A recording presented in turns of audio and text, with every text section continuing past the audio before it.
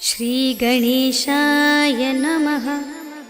श्रीजानकीवल्लभो विजयते पञ्चमसोपान सुन्दरकाण्ड। शान्तं शाश्वतमप्रमेयमनघं निर्वाणशान्तिप्रदं ब्रह्मा शम्भुफणीन्द्रसेव्यमनिशं वेदान्तवेद्यं विभुम्।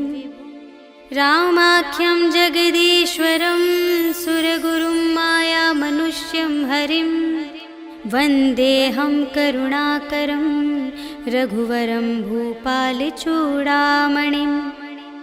नान्या स्पृहा रघुपते हृदयस्मदीये सत्यं वदामि च भवानिखिलान्तरात्मा। भक्तिं प्रयच्छ रघुपुङ्गवनिर्भरां मे कामादिदोषरहितं कुरु मानसं च।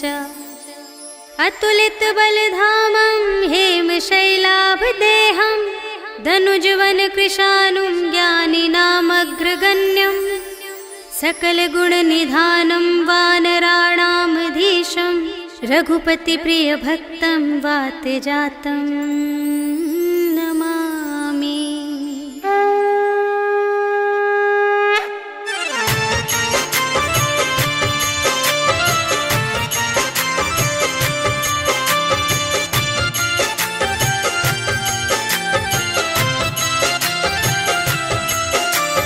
जामवंत के वचन सुहाए सुनि हनुमंत हृदय अति भाए। तब लगे मोहि परखे तुम भाई सही दुख कंद मूल फल खाए। जब लगे आवो सीत ही देखी कोई ही काज मोहि हरस विशेषी। यह कही नाई सबनि कहु माता चले हरखी अधरि रघुनाथा। सिंधु तीर एक भूधर सुंदर कौतुक कूदि चढ़े उताऊ पर। बार बार रघुवीर संभारी करके उपवन तनय बल भारी। जेहि गिरि चरण देहि हनुमंता चले सुगा पाताल तुरंता। हिमि अमोघ रघुपति कर बाना एहि भांति चले हनुमाना। जल निधि रघुपति दूत बिचारी तै मैं नाक होहि श्रमहारी। हनुमान तेहि परसा कर पुनि कीन्ह प्रणाम। राम काज कीन्हे बिनु मोहि कहाँ विश्राम। सियावर राम जय जय राम मेरे प्रभु राम जय जय राम।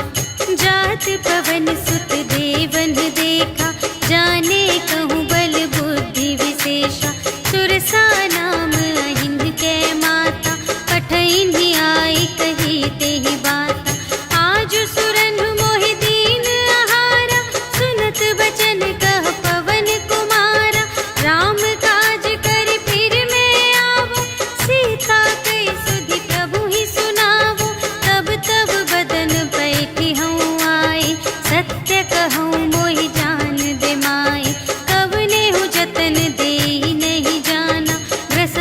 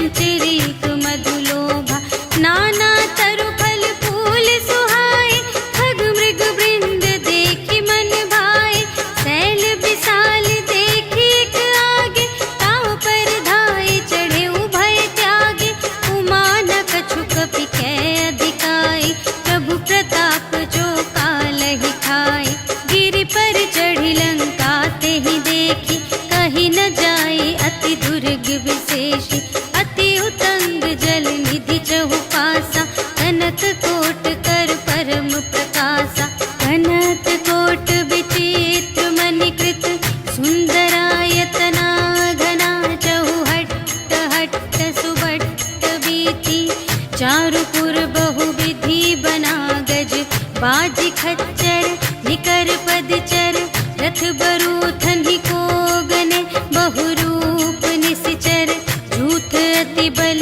सेन बरनत नहीं बने बन बाग उपवन वाटिका सर कूप बापी सोहहि नर नाग सुर गंधर्व कन्या रूप मुनि मन मोहहि कहूँ माल देह विशाल शैल समान अति बल गर्जहि नाना अखारिन भिरहि बहुविधि एक एकन तर जहि करे जतन भट कोटिन विकट तन नगर चहु दिसि रचहि कहूँ महिष मानुष धेनु खर अज खल निसाचर भक्षहि यहि लागे तुलसी दास इनकी कथा कछुएक है कही रघुवीर सर तीरथ शरीरनि त्यागी गति पै हहि सही पुर रखवारे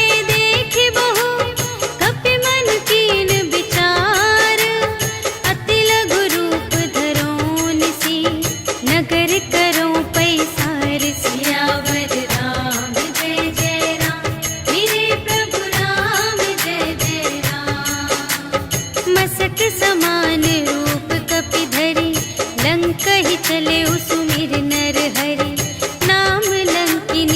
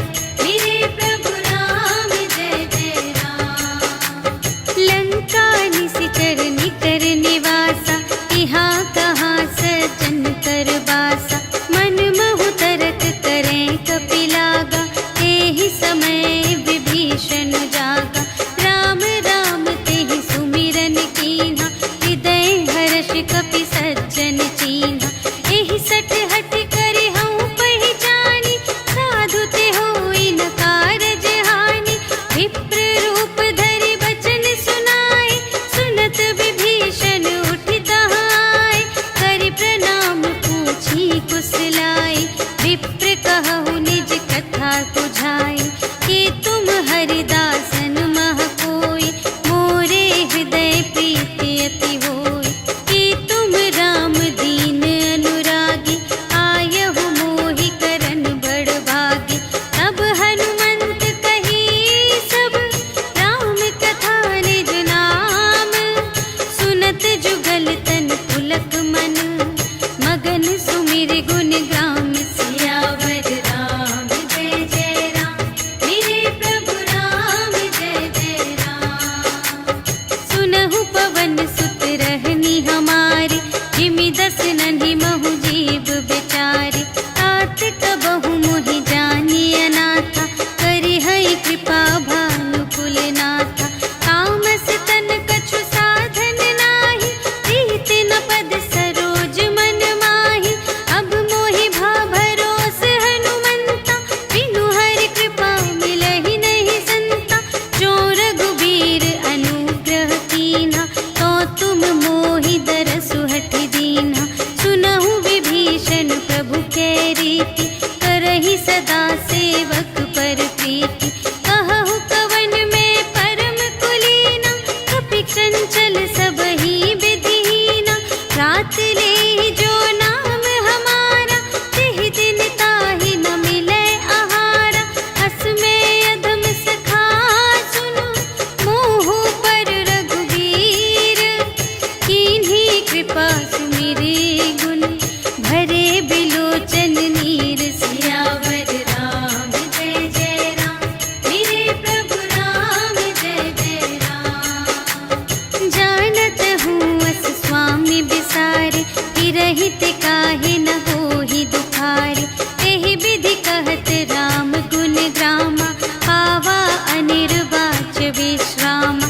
उनि सब कथा विभीषण कही, जेहि विधि जनक सुता तह रही। तब हनुमंत कहा सुनु भ्राता, देखि चहऊँ जानकी माता। जुगति विभीषण सकल सुनाई, चले पवन सुत विदा कराई। करि सोई रूप गयो पुनि तहवा, वन अशोक सीता रह जहवा। देखि मनहि महु कीन्ह प्रणामा, बैठे ही प्रीति जात निस जामा। रिस तनु शीस जटा एक बेनी, जपति हृदय रघुपति गुण श्रेणी। निज पद नयन दिए मन, राम पद कमल लीन। परम दुखी भा पवन सुत, देखि जानकी दीन। सियावर राम जय जय राम, मेरे प्रभु राम जय जय राम। तरु पल्लव महु रहा लुकाई, करई विचार करूँ का भाई। तेहि अवसर रावण तह आवा, संग नारी बहु किए बनावा। बहु विधि खल थी तहि समुझावा, साम दान भय भेद दिखावा। कह रावण सुन सुमुखि सयानी, मंदोदरी आदि सब रानी। तब अनुचरी करऊँ पन मोरा, एक बार बिलोक ममोरा। दिन धरि ओट कहति वैदेही, सुमिरि अवधपति परम स्नेही। सुनु दस मुख खद्योत प्रकाशा, कबहु के नलिनी करई विकासा। अस मन समुझु कहते जानकी, खल सुध नहीं रघुबीर बानिकी। सठ सूने हरियाने ही मोहि, अधम निलज्ज लाज नहीं तोहि। आपु ही सुनि खद्योत सम, राम ही भानु समान। परुष बचन सुनि काढ़िय से, बोला अति खिसियान। सियावर राम जय जय राम, मेरे प्रभु राम जय जय राम। सीता ते मम कृत अपमाना, कटिहउँ तव सिर कठिन कृपाना। नाही त सपदि मानु मम बानी, सुमुखी होति नत जीवन हानि। श्याम सरोज दाम सम सुंदर, प्रभु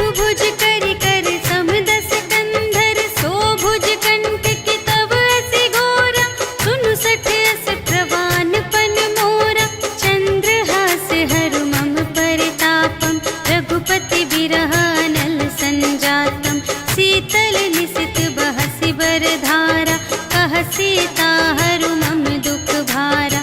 सुनत बचन पुनि मारन धावा, भयतनया कहि नीति बुझावा। कहिसि सकल निशिचरिन बुलाई, सीतहि बहु विधि त्रासहु जाई। मास दिवस महु कहा न माना, तो मैं मार बिकाढ़ी कृपाना। भवन गयउ 10 कंधर, यहाँ पिशाचिन वृंद। सीतहि त्रास दिखावही, धरहि रूप बहुमंद। सियावर राम जय जय राम, मेरे प्रभु राम जय जय राम। त्रिजटा नाम राक्षसी एका, रामचरण रति निपुण विवेका। सबन्हु बोली सुनायसि सपना, सीतहि सेई करहु हित अपना। सपने बानर लंका जारी, जातु धान सेना सब मारी। हर आरूढ़ नगन 10 सीसा, मुंडित सिर खंडित भुज बीसा। एहि विधि सो दक्षिण दिस जाई, लंका मनहु विभीषण पाई। नगर फिरी रघुवीर दोहाई, तब प्रभु सीता बोली पठाई। यह सपना मैं कहूँ पुकारी, होई ही सत्य गए दिन चारि। तासु बचन सुनिते सब डरी, जनक सुता के चरणन ही परी।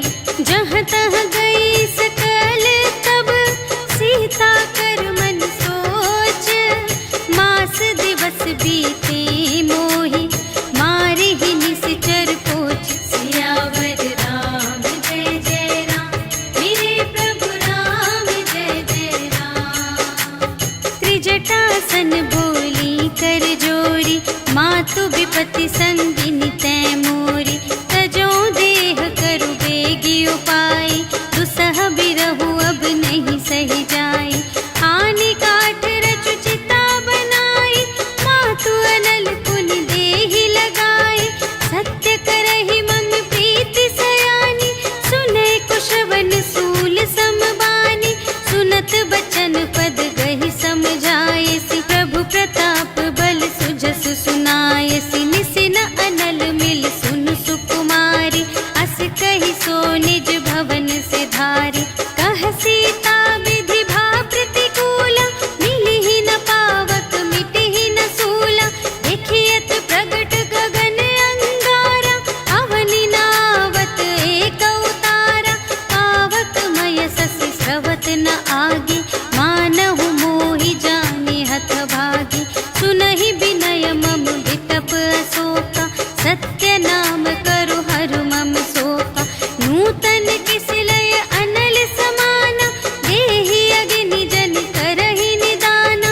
देखि परम बिरहा कुल सीता, सोछन कपिहि कलप समबीता।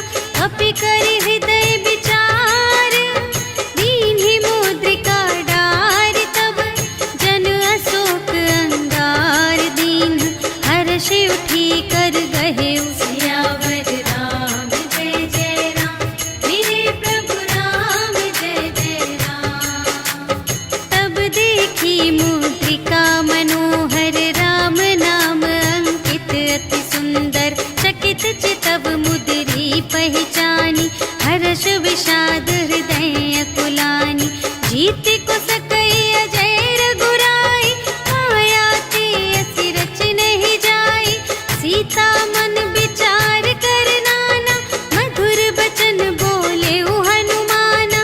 रामचंद्र गुण बरने लागा, सुनतहि सीता कर दुख भागा। लागी सुने श्रवण मन लाई, आदि हुते सब कथा सुनाई। श्रवणामृत जेहि कथा सुनाई, कही सो प्रगट होत किन भाई। तब हनुमंत निकट चली गयो, फिर बैठी मन विस्मय भयो। रामदूत मैं मातु जानकी, सत्य शपथ करुणा निधान की। यह मुद्रिका मातु मैं आनी, दीन्हि राम तुम कह सहिदानी। नर बानर ही संग कहु के,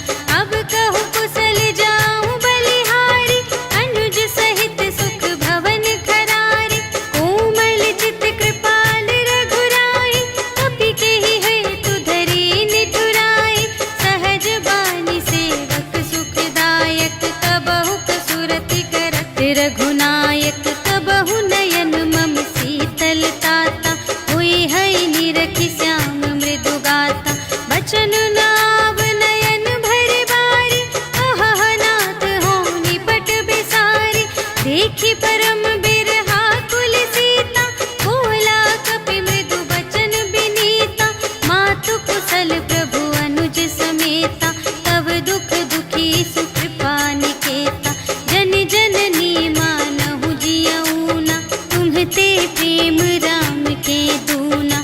रघुपति कर संदेश अब सुनु जननी धर धीर। अस कहि कपि गद गद भयउ भरे बिलोचन नीर। सियावर राम जय जय राम, मेरे प्रभु राम जय जय राम। कहेउ राम वियोग तब सीता, मोकहु सकल भये विपरीता। नव तरु किस लय मनहु कृसानु, काल निसा सम निसि ससि भानु। उबलय विपिन कुंत बन सरिसा, पारद तपत तेल जनु बरिसा। जे हित रहे करत तेहि पीरा, उरग श्वास सम त्रिविध समीरा। कहेहु ते कछु दुख घटी होई, आहि कहो यह जान न कोई। तत्व प्रेम कर मम अरु तोरा, जानत पिया एक मन मोरा। सो मन सदा रहत तोहि पाहि, जानु प्रीति रसु इतने ही माहि। प्रभु संदेश सुनत बै देहि, मगन प्रेम तन सुध नहीं तेहि। कह कपि हृदय धीर धरु माता, सुमिर राम सेवक सुख दाता। पुर आनहु रघुपति प्रभुताई, सुनि मम बचन तजहु कदराई। निशिचर निकर पतंग सम, रघुपति बानु प्रसानु। जननी हृदय धीर धरु, जरे निशाचर जान। सियावर राम जय जय राम, मेरे प्रभु राम जय जय राम। जो रघुबीर होति सुधि पाई, करते नहीं विलंब रघुराई। राम बान रबिउए जानकी, तम बरूथ कह जातु धानकी। अब ही मातु मैं जाऊं लवाई, प्रभु आय सुनहि राम दोहाई। अछुक दिवस जननी धरु धीरा, कपिन सहित आई हैं रघुबीरा। निशिचर मारि तोहि लय जय हैं, तिहु पुर नारद आदि जसु गए हैं। हैं सुत कपि सब तुम्हि समाना, जातु धान अति भट बलवाना। मोरे हृदय परम संदेहा, सुनि कपि प्रगट कीन्ह निज देहा। कनक भूधरा कार शरीरा, समर भयंकर अति बलबीरा। सीता मन भरोस तब भयउ, पुनि लघु रूप पवन सुत लयउ। सुनु माता शाखा मृग, नहीं बल बुद्धि विशाल। प्रभु प्रताप ते गरुड़हि, खाई परम लघु ब्याल। सियावर राम जय जय राम, मेरे प्रभु राम जय जय राम। मन संतोष सुनत कपि बानी, भगति प्रताप तेज बलसानी। आशीष दीन्हि राम प्रिय जाना, होहु तात बलशील निधाना। अजर अमर गुण निधि सुत होहु, करहु बहुत रघुनायक छोहु। करहु कृपा प्रभु अस सुनि काना, निर्भर प्रेम मगन हनुमाना। बार बार नायसि पद सीसा, बोला बचन जोरि कर कीसा। अब कृत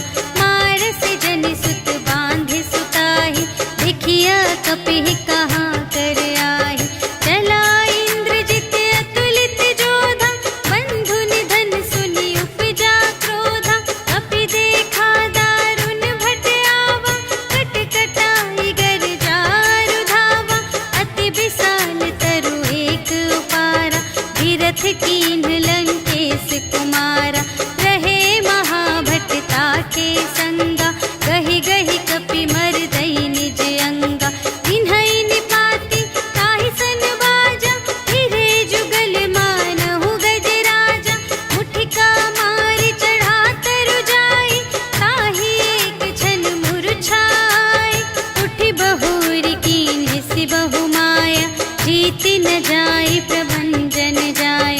ब्रह्म अस्त्र तेहि सांधा कपि मन कीन्ह विचार। जो न ब्रह्म सर मानव महिमा मिटई अपार। सियावर राम जय जय राम, मेरे प्रभु राम जय जय राम। ब्रह्म बाण कपि कहूँ तेहि मारा, करते हूँ बार कटक संघारा। तेहि देखा कपि मूर्छित भयउ, नाग पास बांधे सिलय गयउ। जासु नाम जपि सुनहु भवानी, भव बंधन काटहि नर ज्ञानी। आसु दूत की बंध तरुआवा, प्रभु कारज लगी कपिहि बंधावा। कपि बंधन सुनि निश्चर धाये, कौतुक लागी सभा सब आए। 10 मुख सभा देखि कपि जाई, कहि न जाए कछु अति प्रभुताई। कर जोरे सुर दिसप बिनीता, त्रिकुटि बिलोकत सकल सभीता। देखि प्रताप न कपि मन शंका, जिमियहि गन महु गरुड़ असंका। कपिहि बिलोकि दसानन, बिहसा कहि दुर्बाद। सुत बध सुरत कीन्हि पुनि, उपजा हृदय विषाद। सियावर राम जय जय राम, मेरे प्रभु राम जय जय राम। कहलन केस कवन तै कीसा, केहि के बल घाले सिबन कीसा। कीधौं श्रवण सुनेहि नहीं मोहि, देखौं अति असंत सठ तोहि। मारे निश्चर केहि अपराधा, कहु सठ तोहि न प्राण कई बाधा। सुनु रावण ब्रह्मांड निकाया, काई जासु बल बिरचति माया। जाके बल बिरंचि हरीसा, पालत सृजत हरत 10 सीसा। जा बल शीस धरत सहसानन, अंड कोश समेत गिरि कानन। धरई जो विविध देह सुर त्राता, तुमसे सठन सिखावनु दाता। हर को दंड कठिन जेहि भंजा, तेहि समेत नृप दल मद गंजा। हर दूषण त्रिशिरारु बाली, बधे सकल अतुलित बलशाली। जाके बल लवलेश ते, जितेहु चराचर झारे। आसु दूत में जा करी, हरियानेहु प्रिय नारी। सियावर राम जय जय राम, मेरे प्रभु राम जय जय राम। जानऊ मैं तुम्हारे प्रभुताई, सहस बाहु सन परि लराई। समर बाली सन करि जसु पावा, सुनि कपि बचन बिहसि बिहरावा। आयऊ फल प्रभु लागे भूखा, कपि सुभाव ते तोरेउ रोका। सबके देह परम प्रिय स्वामी, मारहि मोहि कुमारग गामी। जिन्ह मोहि मारा ते मैं मारे, एहि पर बांधेउ तनय तुम्हारे। मोहि न कछु बांधे कैलाजा, कीन्ह चहु निज प्रभु कर काजा। विनती करऊं जोर कर रावण, सुनहु मान तजि मोर सिखावन। देखहु तुम निज कुलहि बिचारी, धन तज भजहु भगत भयहारी। जाके डर अति काल डेराए, जो सुर असुर चराचर खाए। आसो भय रुक बहु नहीं कीजे, मोरे कहे जाय की दीजे। प्रणत पाल रघुनायक, करुणा सिंधु खरारे। गए शरण प्रभु राखी हैं, तब अपराध बिसार। सियावर राम जय जय राम, मेरे प्रभु राम जय जय राम। राम चरण पंकज उर धरहु, लंका चल राज तुम करहु। ऋषि पुलस्त्य जसु विमल मयंका, तेहि ससि महु जनि होहु कलंका। राम नाम बिनु गिरा न सोहा, देखु विचार त्यागी मद मोहा। बसनहीन नहीं सोह सुरारी, सब भूषण भूषित बर नारी। राम विमुख संपत्ति प्रभु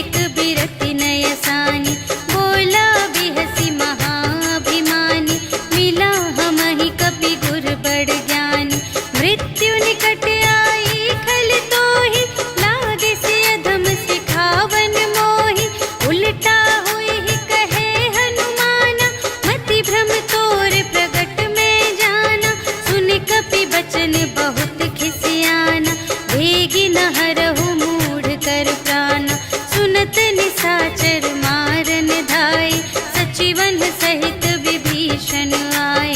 नाय शीस कर विनय बहुता, नीति विरोध न मारिय दूता। आन दंड कछु करिय गुसाई, सबहि कहा मंत्र भल भाई। सुनत बिहसी बोला दस कंधर, अंग भंग करि पठियहि बंदर। कपि के ममता पूछ पर, सबहि कहउँ समझाई।